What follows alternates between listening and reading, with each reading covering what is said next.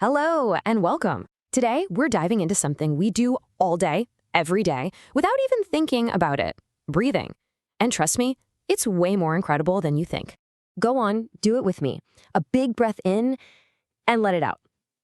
Simple, right? It feels totally automatic. I mean, you're doing this about 12 to 16 times every single minute, and you don't even have to think about it. Because in that 1 second, you didn't just move some air. You kicked off this amazing biological chain reaction. That one breath started a whole journey with a mission that is literally life or death. So, what exactly is that mission? Let's get into it. Before we actually follow the path of that breath, let's start with the big question. Why do we even do this? Well, it all boils down to two things: fuel and waste. You see, every single cell in your body is like a tiny engine that needs energy to run. To get that energy, it breaks down stuff like glucose. But to do that, it needs one crucial ingredient: oxygen. The only problem, the whole process creates a toxic waste product, carbon dioxide. So breathing is basically this vital trade-off. We bring in the good stuff, the oxygen, and we get rid of the bad stuff, the carbon dioxide. Okay, so now we know the why. So let's actually follow a molecule of oxygen. Let's trace its journey from the air all around us, deep, deep into your lungs. This right here is our roadmap. Your respiratory system is basically this incredible highway, and it has two main parts. You've got the conducting part. That's all the pipes and tubes that get the air where it needs to go. And then you have the exchange part, which is where all the action really happens. So the trip begins when air comes in through your nostrils. Right away, it gets warmed up, humidified, and filtered. From there, it travels down past your larynx, your voice box, and into the trachea, which is your windpipe. And this is where the highway starts to split. The trachea branches into tubes called bronchi, which then split again and again into even smaller bronchioles, kind of like the branches of a tree, until finally, that air reaches its destination, the alveoli. All right, we have reached the end of the line for the conducting path. Now we're at the exchange part, the place where the single most important transaction in your body is about to go down. This is it, the alveoli. We have millions of these tiny little balloon-like sacs, and they're all wrapped up in this super dense web of tiny blood vessels. This is the spot where our oxygen molecule finally gets to meet the bloodstream. And the wall between the air and the blood? It's unbelievably thin. We're talking less than a millimeter thick, all to make the exchange as fast and efficient as possible. So how does this handoff actually work? Well, it all comes down to basic physics, something called partial pressure. Just think of it like this. Things always want to move from a high pressure area to a low pressure area. It's like rolling downhill. So look at the numbers. The pressure of oxygen in your lungs is 104, but in the blood that's just arriving, it's only 40. That's a huge drop. So oxygen just gets pushed almost automatically from your lungs into your blood. And for carbon dioxide, it's the exact opposite. The pressure is higher in the blood, so it gets pushed out into the lungs so you can breathe it out. Simple as that. Now, here's a really cool little detail. You might have noticed that the pressure difference for CO2 is actually pretty small. So, why does it move so well? Well, it's because carbon dioxide is 20 to 25 times more soluble than oxygen. That just means it dissolves in our blood super easily.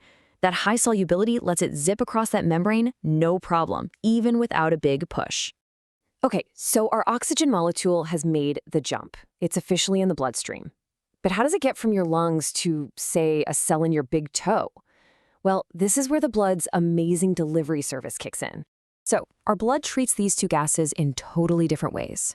For oxygen, almost all of it, 97%, hitches a ride on a special protein in our red blood cells called hemoglobin. But for carbon dioxide, it's a bit more complex. The vast majority of it, 70%, gets converted into something called bicarbonate. This lets the blood safely carry this acidic waste all the way back to the lungs. This S-shaped curve here, it looks a little complicated, but it shows off just how clever hemoglobin is. It's basically a smart molecule. See, up here at the top of the curve, that's in your lungs where there's tons of oxygen. Hemoglobin's affinity is high, so it just grabs onto it. But then down here in your body's tissues where oxygen is scarce, its affinity drops. The curve gets steep, which means it lets go of the oxygen, dropping it off right where it's needed the most. It's a perfectly designed system. And this chart just really hammers the point home for carbon dioxide. I mean, look at that massive 70% slice. That is the key. By converting CO2 into bicarbonate, our blood can carry huge amounts of it, safely and efficiently, all the way from our tissues back to the lungs, where it turns back into a gas so we can just breathe it out. Okay, so we've got this amazingly complex system of tubes and sacs and transport molecules, but who's running the show? What tells your body to breathe faster when you're running or slower when you're asleep? Well, the answer is tucked away deep inside your brainstem in a part called the medulla. This is the command center. It's the respiratory rhythm center, and it sets the basic beat of your breathing, all without you ever having to think about it. Now, this center doesn't work alone. It gets fine-tuned by other areas. But here is the most important part, the thing that might actually blow your mind. What is it that actually triggers your urge to breathe? It's not a lack of oxygen. Nope. There's a special area that detects rising levels of carbon dioxide in your blood. When that CO₂ level goes up, it sends an urgent signal that says, breathe, now, get this stuff out. The role of oxygen in actually regulating your breathing rhythm is, believe it or not, pretty insignificant. So this system is an absolute masterpiece of engineering. But just like any complex machine, sometimes things can go wrong. So let's just briefly touch on what happens when this whole process gets disrupted. Usually, these disorders target a specific part of the pathway we just talked about. Take asthma. In that case, the bronchi and bronchioles, remember those air passages? They get inflamed, which makes it really hard for air to get through. Then there's emphysema, which is often caused by smoking. This is where the delicate walls of the alveolar themselves get damaged, which means there's less surface area for that all-important gas exchange to happen. So, in the end, it all comes back to this one fundamental idea. This entire incredible system, from your nose to your brain to your blood, it all exists for one reason: to serve the needs of your tiny cells, to give them the oxygen they need to make energy and to haul away the harmful waste they produce. It's a constant, life-giving performance happening inside you this very second. An incredible silent symphony of physics and chemistry and biology.